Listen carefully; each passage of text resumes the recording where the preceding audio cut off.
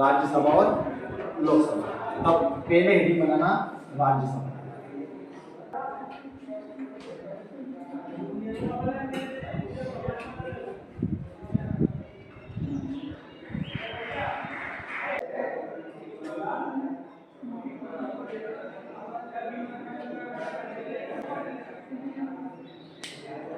Council of state या states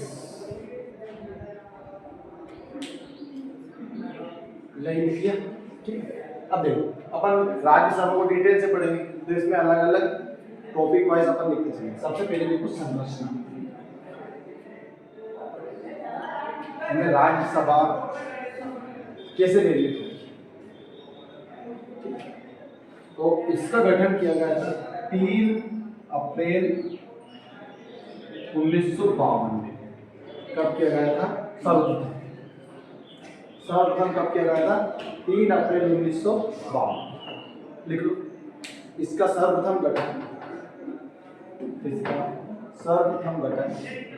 3 अप्रैल 1952 को किया गया था। आगे लिखना राज्यसभा संसद का द्वितीय यानी सेकंड एवं उच्च सदन है। द्वितीय एवं उच्च सदन है। परीक्षा में प्रश्न पूछ सकते हैं कि उच्च सदन किसे कहते हैं, लोकसभा को या राज्यसभा को? तो राज्यसभा। निम्न सदन किसे कहेंगे? लोकसभा। उच्च सदन है। आएगा अनुच्छेद 80 के अनुसार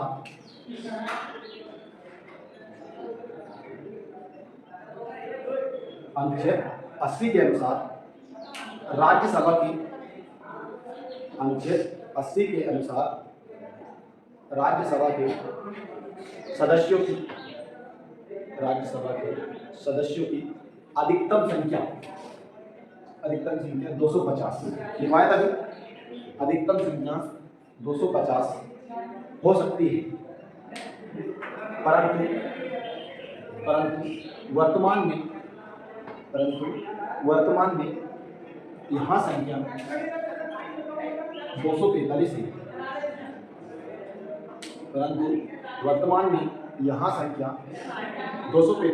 है। आगे इनमें से 12 सदस्यों को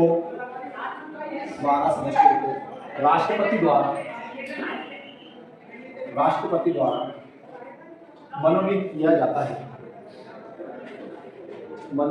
जाता है, जो कला,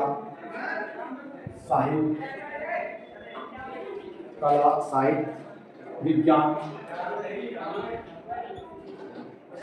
एवं समाज सेवा में विशेष ज्ञान या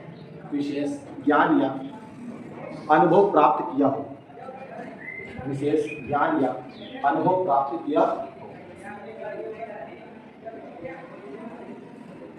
ठीक है, तथा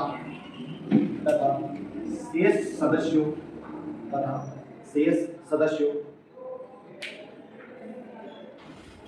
का निर्वाचन एकल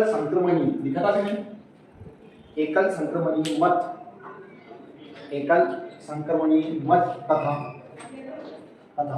अनुपातिक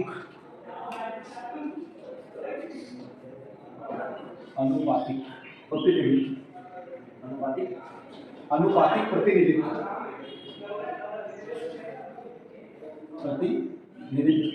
पद्धति द्वारा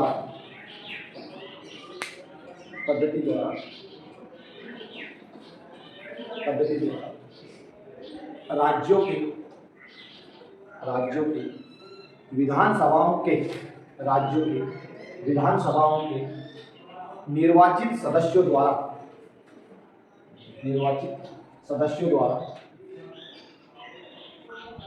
सदस्य द्वारा किया जाता है। देखें, ठीक, तो अपन क्या लिख रहे थे? राज्यसभा की संरचना में परिवर्तन। देखिए एक बार इसमें परिवर्तन किया, क्या किया गया? परिवर्तन। तो लिखना हेडिंग बना कर राज्यसभा की रचना संरचना में परिवर्तन। और कब किया गया है? 2003 में। कब किया गया था? 2003। देखो दो परिवर्तन किए गए, समझ लो मेरी पर। पहले क्या था? मूल संविधान में, और मूल संविधान का मतलब समझते हो 26 जनवरी 1950। ठीक, देखो क्या परिवर्तन किए गए। तो जो अपना मूल संविधान था उसमें लिखा हुआ था कि जो राज्यसभा का सदस्य जिस राज्य का वो सदस्य है उसी राज्य से चुनाव लड़ेगा। जैसे अपन मध्य प्रदेश के निवासी, तो पहले अपन मध्य प्रदेश से ही राज्यसभा का सदस्य के लिए चुनाव लड़ सकते थे, परंतु 2003 में परिवर्तन किया गया कि ऐसा अनिवार्य नहीं। आप मध्य प्रदेश के निवासी हो तो भी आप असम से चुनाव लड़ सकते, आप उत्तर प्रदेश से चुनाव लड़ सकते, ये चेंजेस कर दिया। दूसरा चेंजेस ये किया गया कि जो विधानसभा के सदस्य राज्यसभा के सदस्य को वोट डालते थे वो पहले गुप्त मतदान होता था। कैसा होता था? गुप्त मतदान। अब ओपन कर दिया। क्या कर दिया? ओपन। यानी जैसे कि दो कैंडिडेट खड़े हुए ए और बी, जो ए को वोट देना चाहेगा वो हाथ खड़ा कर देगा, यानी उस राज्य की विधानसभा से, जैसे मध्य प्रदेश के 11 सदस्य राज्यसभा के और 230 विधायक बनते हैं। क्या बनते हैं? 230 विधायक। पहले क्या था? गुप्त मतदान। क्या था? गुप्त मतदान। अब गुप्त मतदान में ऐसा था कि जैसे मान लो आप बीजेपी की, परंतु आपके कांग्रेस के किसी व्यक्ति ने अच्छे खासे पैसे दे दिए तो वो किसको वोट देगा? कांग्रेस। तो इसमें भ्रष्टाचार ज्यादा बढ़ जाता है। तो आप लिखो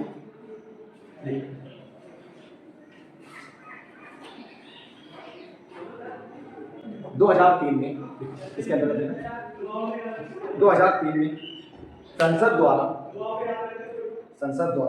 राज्यसभा की संरचना में या संरचना में दो परिवर्तन किए हैं। इसमें पहले एक नंबर डाल के लिखना, मूल संविधान में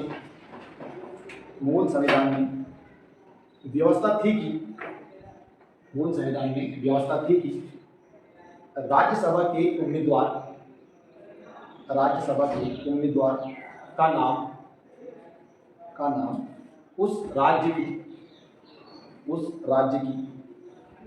मतदाता सूची में होना अनिवार्य है। उस राज्य की मतदाता सूची में होना अनिवार्य है जिस राज्य से वह राज्यसभा का चुनाव लड़ना चाहता है। परंतु वर्तमान में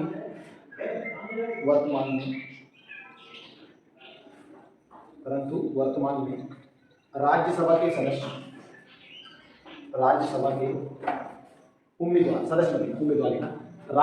उम्मीदवार के लिए उस राज्य का होना आवश्यक नहीं है।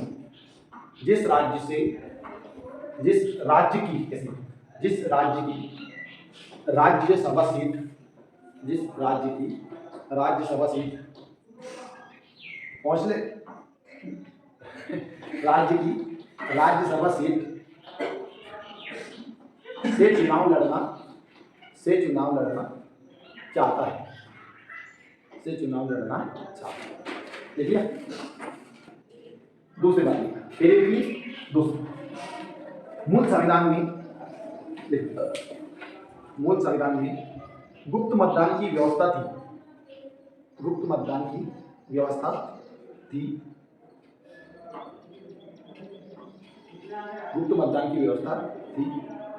2003 में इसके स्थान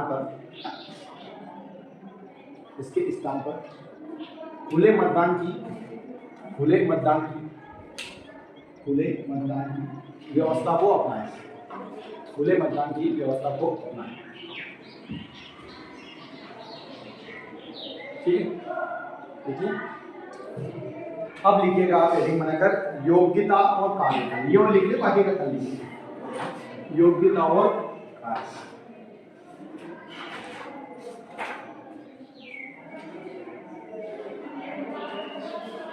योग्यताएं और कार्यकाल। पहले वह भारत का नागरिक, वह भारत का नागरिक, ये सभी में कंपलसरी है ना, क्या हो भारत का नागरिक। इसमें देखो उसकी आयु 30 वर्ष से कम ना हो, न्यूनतम कितनी होनी चाहिए 30। वहां किसी लाभ के पद पर नहीं,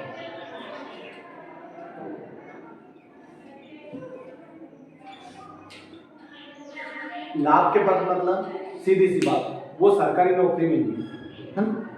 लाभ के पद का मतलब और बहुत सारे दे रखे हैं क्या क्या बात है, पर आप ये याद रखना वो सरकारी पद पर ना। ठीक, एक और लिख लो छोटा, ऐसी अन्य योग्यताएं रखता हो, ऐसी अन्य योग्यताएं रखता हो जो संसद के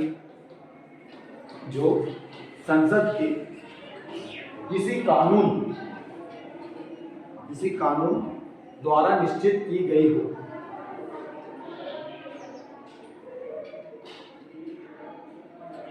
मतलब संसद ने नया कानून बनाया, हो सकता है संसद के किसी कानून द्वारा निश्चित की गई हो,